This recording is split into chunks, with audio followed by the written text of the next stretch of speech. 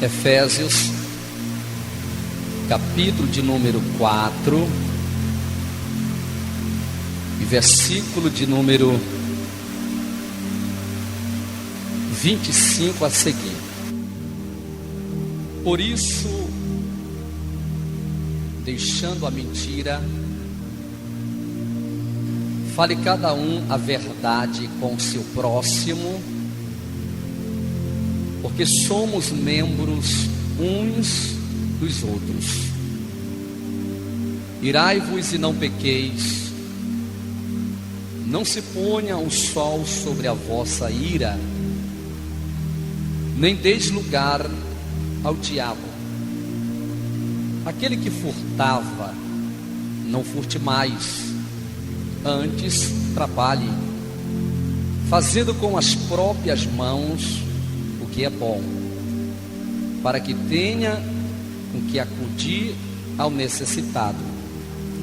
Não saia da vossa boca nenhuma palavra torpe, e sim, unicamente a que for boa para edificação, conforme a necessidade, e assim transmita graça aos que ouvem. E não entristeçais o Espírito de Deus, no qual fostes selados para o dia da redenção. Amém? Queremos viver bem com Deus, queremos viver bem com o próximo, queremos viver bem com a igreja, queremos viver bem com os amigos, queremos viver bem na escola, na faculdade, no trabalho, queremos viver bem em todas as áreas. E viver bem é viver em paz. Viver bem é viver em harmonia. A Bíblia Sagrada, ela é a nossa bússola. A Bíblia Sagrada é o nosso manual de regra e de fé. E se nós queremos sermos norteados através da palavra, nós devemos atentar para alguns conselhos. E ela tem diversos e diversos, por que não dizer milhares e milhares de conselhos. E conselho faz muito bem.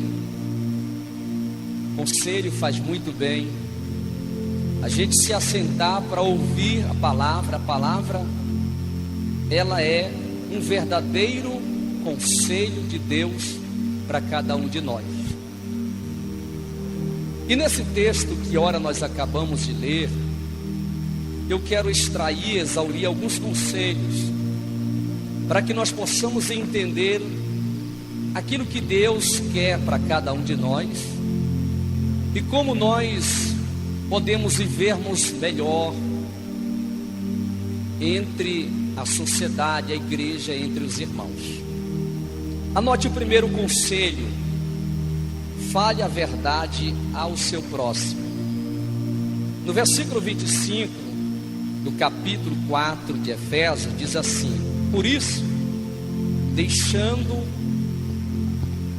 a mentira, fale cada um a verdade com o seu próximo, porque somos membros uns dos outros.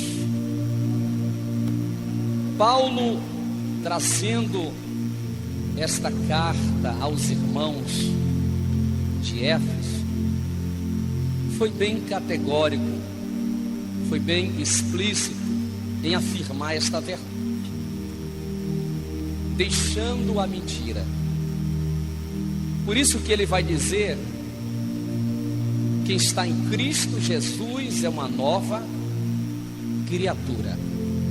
As coisas velhas se passaram, eis que tudo se fez novo. Quando nós vivíamos lá no mundo, nós tínhamos esta prática de viver mentindo. Mas uma vez vindo para a luz, nós deixamos essa prática de vivermos mentindo. Assim como existe o dono da verdade, que não é o pastor Fábio Cardoso, o dono da verdade não é nenhum ser humano no planeta Terra. O dono da verdade é Deus. Ele é a verdade, a vida. Assim também como existe o pai da verdade, existe também o pai da mentira. E o pai da mentira, todos nós já sabemos quem é o pai da mentira. O pai da mentira é o diabo. Pois bem, nós precisamos deixarmos todo tipo de mentira, e principalmente porque hoje nós estamos vivendo em outro contexto de vida. Quando nós estávamos lá no mundo, a gente mentia de forma absurda, mas agora não. Nós somos filhos de Deus, somos filhos da verdade, e devemos seguir o Pai da verdade.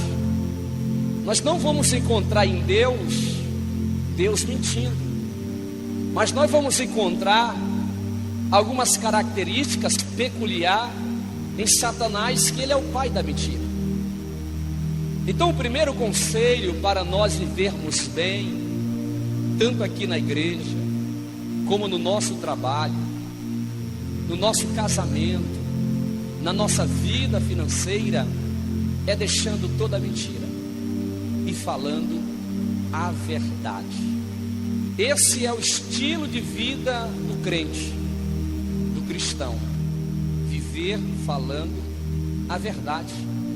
E Paulo vai dizer aqui que nós devemos falar a verdade, porque somos membros uns dos outros. Nós somos um corpo, e esse corpo, ele tem os seus respectivos membros. O cabeça desse corpo é Jesus. Então entenda muito bem, o cabeça desse corpo é Jesus. É Ele quem dirige esse organismo, é Ele quem dirige a sua igreja. Ele é o cabeça, Ele é a nossa estrutura, a nossa base. Nós estamos firmados, alicerçados em Jesus Cristo, e nós precisamos sermos transparentes um para com o outro. Muitas vezes as coisas desandam, pega outro rumo devido a mentiras dentro do corpo místico de Cristo, e nós não podemos de maneira alguma acatar para a mentira ou vivermos em mentira, porque nós fazemos parte do corpo de Cristo. Quem está entendendo, diga glórias a Deus. Aleluia. Então esse é o primeiro conselho para nós vivermos bem. Vamos falar a verdade. Fale a verdade com o seu próximo. Fale a verdade na sua casa. Fale a verdade no seu trabalho. Fale a verdade para com a sua esposa para com o seu esposo. Filhos, crianças, adolescentes, jovens, fale a verdade. Não minta, mas fale a verdade. Se você fez uma prova, fale a verdade, a nota que você tirou. Não queira trazer uma mentira dizendo que você tirou uma nota tal, mas você colou. Isso é mentira. Se você fez uma coisa, de repente você aumenta dizendo que você fez. Isso é mentira. E isso vai trazer um prejuízo para a sua alma. Você vai se afastar de Deus, se afastar da presença de Deus, e estará dando liberdade para espírito de mentira se agregar, se alojar na sua mente e no seu coração. Portanto, que nós possamos estarmos vivendo na prática da verdade. Digam graças a Deus. O segundo conselho para nós vivermos bem está no versículo de número 26. Irai-vos e não pequeis, não se põe o sol sobre a vossa ira. O segundo conselho para nós vivermos bem: não alimente a sua raiva. não alimente a sua raiva. Podemos sim se irar, podemos sim sentir raiva. Agora, alimentar a raiva, isso é prejudicial tanto para a nossa vida espiritual, como também para a nossa vida financeira, nossa vida social, porque a gente vai alimentar uma raiva, vai alimentar uma ira. Então, segundo conselho, não alimente a sua raiva.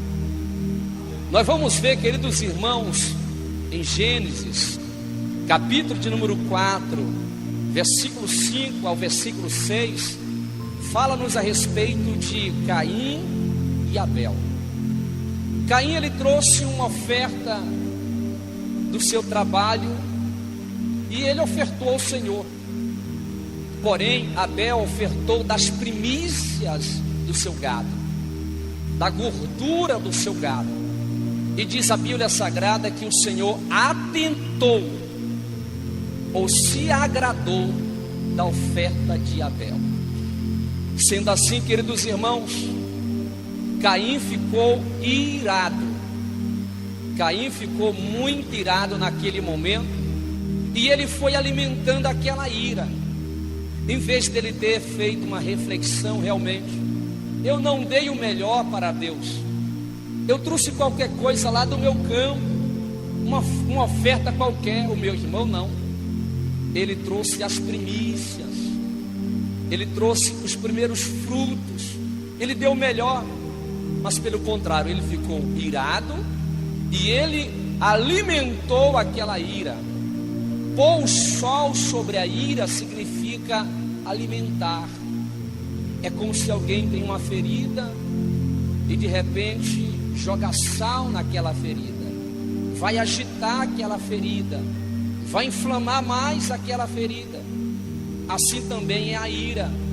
Se nós não sabermos dominar esse sentimento de ira dentro do nosso coração, vai fazer acontecer como aconteceu com Caim. Ele projetou, arquitetou e tirou a vida do seu próprio irmão. Primeiro homicídio, porque ele não teve domínio sobre si. O próprio Deus disse para ele: o pecado jaz à porta, está batendo na porta do teu coração, tu estás irado, mas é necessário você se controlar, é necessário você dominar a sua ira. Era isso que Deus estava dizendo para ele, não alimentar a sua ira. Mas eu tenho aqui, irmãos, um antídoto, um remédio, e eu gostaria que você abrisse, por gentileza, em Salmos de número 4 e versículo de número 4, por gentileza. Salmos capítulo 4 e versículo 4 diz assim: irai-vos e não pequeis, consultai no travesseiro o coração e sossegai. Quem pode dizer glória a Deus?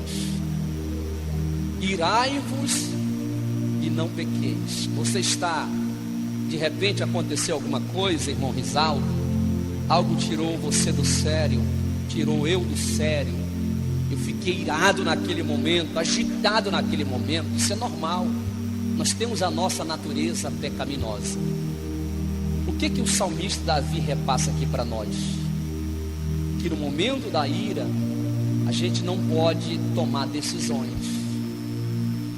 A gente tem que ter muito cuidado para tomarmos decisão quando o nosso sangue está agitado. Aí ele dá aqui um conselho para vivermos bem. Consultai no travesseiro do coração. Esse poderia ser uma vírgula. Ação é outro. Em vez de eu amaldiçoar, eu vou abençoar aquela vida.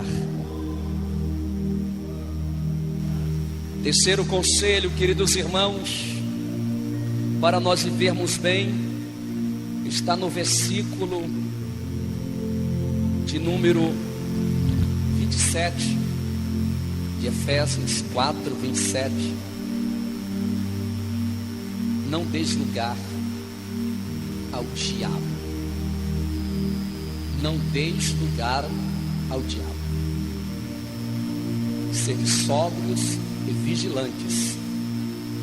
Vosso adversário, o diabo, ele anda rugindo como leão, procurando alguém que possa tragar. Esta é a missão dele, irmãos. Ele anda rugindo.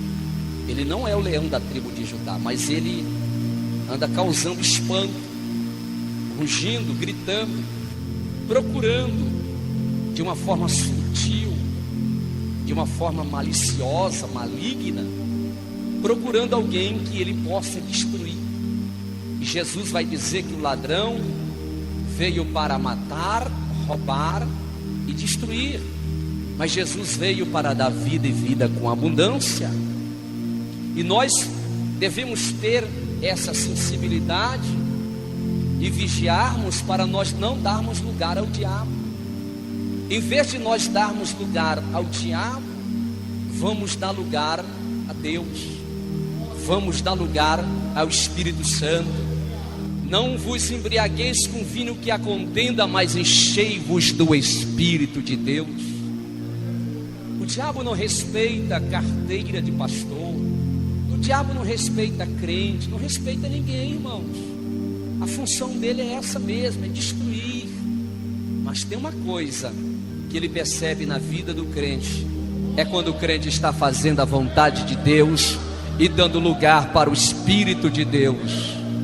Que nesse ano de 2020 nós possamos dizer: Senhor, eu não quero dar lugar para a minha carne, porque automaticamente quando eu dou lugar para a minha carne, eu estou abrindo brecha para Satanás entrar na minha vida. Nós devemos dar lugar para o Espírito Santo de Deus. Aleluia! Que possamos estarmos cheios do Espírito Santo de Deus. Isso é um conselho para nós vivermos bem, vivendo feliz, abençoado, alegre. Presbítero José Walter, cheio do Espírito Santo, dando lugar para Deus, dando lugar para o Espírito Santo. Levanta as suas mãos e glorifique o nome de Jesus. O quarto conselho para vivermos bem está no versículo de número 28.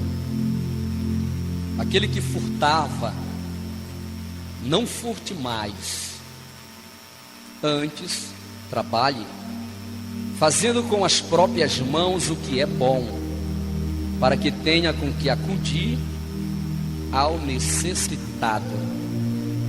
O quarto conselho: aquele que furtava, não furte mais. Furtar é diferente de roubar.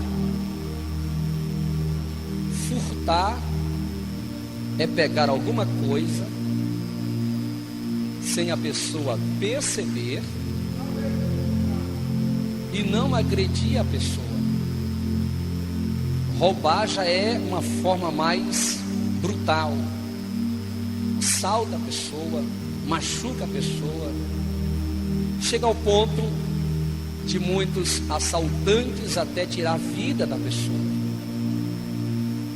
E Paulo está dizendo aqui um conselho: não furte. E essa palavra furtar, ela tem um significado de não mexer. Não mexa nas coisas de outrem, não mexe nas coisas de pessoas. Se contente com aquilo que é seu. Se contente com a sua bicicleta, com o seu carro, com a sua casa. Se contente com o seu sítio. Não mexa nas coisas de ninguém. E essa questão de mexer nas coisas de outra pessoa, isso tem, irmãos, trazido desgraça, miséria, tem trazido morte. E Paulo está dizendo: vocês querem viver bem? Não mexa, não furte nas coisas de ninguém. Se conforme com aquilo que é seu. Aleluia! Se conforme com aquilo que seus pais têm lhe dado. se conforme com o seu salário, se conforme com a sua casa, se conforme, aleluia, não mexa. Se você chegar num lugar, não chegue mexendo nas coisas das pessoas, peça permissão. Você pode me dar isso? Eu estou com fome, eu estou passando por necessidade, você pode me dar isso? É bom a gente pedir. Tem um certo ditado que diz: melhor pedir do que roubar. É verdade, irmãos? Então, se nós queremos vivermos bem, não vamos furtar nada de ninguém. Não vamos furtar a fé, a consciência também. Nós podemos espiritualizar esse outro lado. Não vamos furtar a consciência de alguém, a fé de alguém, a boa vontade de alguém. Não, aleluia. E Paulo vai dizer que cada um deve trabalhar. Trabalhe no seu trabalho e ajude os necessitados segundo a tua condição financeira. Se você pode ajudar, ajude. Louvado seja o nome do Senhor. Isso é um conselho para nós vivermos bem. Quem está entendendo, diga glória a Deus. Versículo 29 diz: não saia da vossa boca nenhuma palavra torpe, e se unicamente a que for boa para edificação, conforme a necessidade, e assim transmita graça aos que ouvem. O quinto conselho para vivermos bem: não saia da vossa boca nenhuma palavra torpe. Esta palavra torpe, no grego, significa sarprós. E esta palavra dá um sentido de algo que está estragado. Este é o sentido: algo que está podre, algo que está estragado. Esta palavra, quando Paulo faz menção desta palavra, nós devemos entender o contexto desse versículo, porque o contexto por si mesmo se explica, o texto por si explica aqui. E eu vou ler mais uma vez: não saia da vossa boca nenhuma palavra torpe, e se unicamente que for boa para edificação. Bom, os irmãos estavam falando palavras torpes, palavras que estavam destruindo, palavras que estavam machucando, palavras que estavam abatendo a fé, palavra que estava ridicularizando os irmãos. Esta palavra torpe não é voltada simplesmente para palavrões, não, mas também dentro desse contexto está falando que nós devemos falar a palavra unicamente que venha trazer edificação para o corpo de Cristo, que venha trazer restauração, que venha trazer edificação. E nós devemos termos muito cuidado com as nossas palavras. As nossas palavras, elas são como flechas. As nossas palavras, elas são como fogo. As nossas palavras, elas podem edificar, mas elas podem destruir. As nossas palavras, elas podem levantar, mas elas podem abater também. E Paulo dizendo aqui para os irmãos de Éfeso, estavam dizendo: cuidado com as palavras que vocês estão falando, pregando, as palavras que vocês estão conversando entre vocês, que sejam palavras de edificação, que a graça de Deus venha sobre a vida de vocês, que vocês sejam imbuídos pela graça, pelo poder do Espírito Santo de Deus. E nós devemos mudar o nosso vocabulário de palavras torpes e colocarmos na nossa língua, na nossa boca, palavra de resultado, palavra de edificação, palavras que venham inflamar as pessoas para buscar a Deus, palavras que venham fazer com que as pessoas venham ser renovadas, restauradas, e o nome de Jesus venha ser glorificado através das nossas palavras. Oh, glória a Deus. Ora rassura mandarai. Glória a Deus. Isso não quer dizer, irmãos, que nós não erramos. Eu, como pastor, quantas vezes já errei com palavras, até mesmo nas minhas prédicas, nos sermões, ou talvez num aconselhamento. Quantas vezes? E nós, como cristãos, devemos ter esse reconhecimento que a gente falha, que nós falhamos. E tem um certo ditado que diz: nunca é tarde demais para começarmos. Então a gente tem que fazer uma autoanálise de nós mesmos. Por isso que Jesus disse: antes que você venha tirar um cisco do olho do seu próximo, tire primeiramente a trave que está no seu. Ou seja, se nós olhássemos para primeiramente o espelho e dizer assim: pense num pastor buchudo, sou eu. Pense num pastor que está meio desajeitado, sou eu. É verdade, espelho? É verdade. Mas pelo contrário, a gente olha para a vida do próximo e diz assim: pense numa jovem feia, pense num obreiro feio, pense numa pessoa feia. Se nós olhássemos para o espelho e nós falássemos com o espelho, isso aqui é uma conjectura, e dizer assim: realmente o meu nariz está torto, a minha orelha está torta, eu que tenho que me ajeitar, nós vivíamos melhor. Aleluia, nós estávamos vivendo melhor na igreja, lá fora. Quem está entendendo, diga glória a Deus. Então é isso que Paulo está dizendo aqui: que não saia nenhuma palavra torpe de vossa boca, mas sim unicamente palavras que venham a trazer edificação. Quem está entendendo, levanta as mãos e diga glória a Deus. Por último, para encerrarmos, versículo de número 30: e não entristeçais o Espírito de Deus, no qual fortes selados para o dia da redenção. O quarto conselho para nós vivermos bem: não entristeça o Espírito Santo.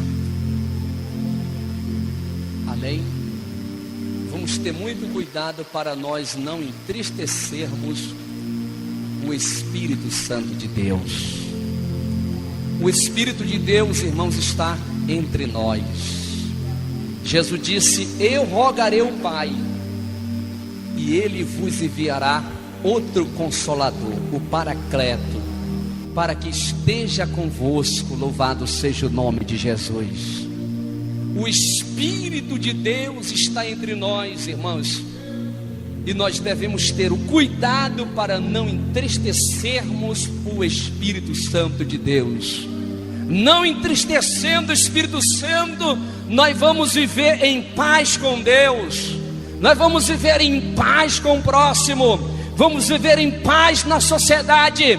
Porque uma vez entristecendo o Espírito Santo, ele se afasta, queridos irmãos. E tudo que o Espírito Santo quer que nós venhamos ter intimidade, comunhão com Ele, reconhecer que Ele também é Deus e que Ele está preparando a igreja para o grande dia da redenção. Levanta as mãos e glorifique o nome de Jesus.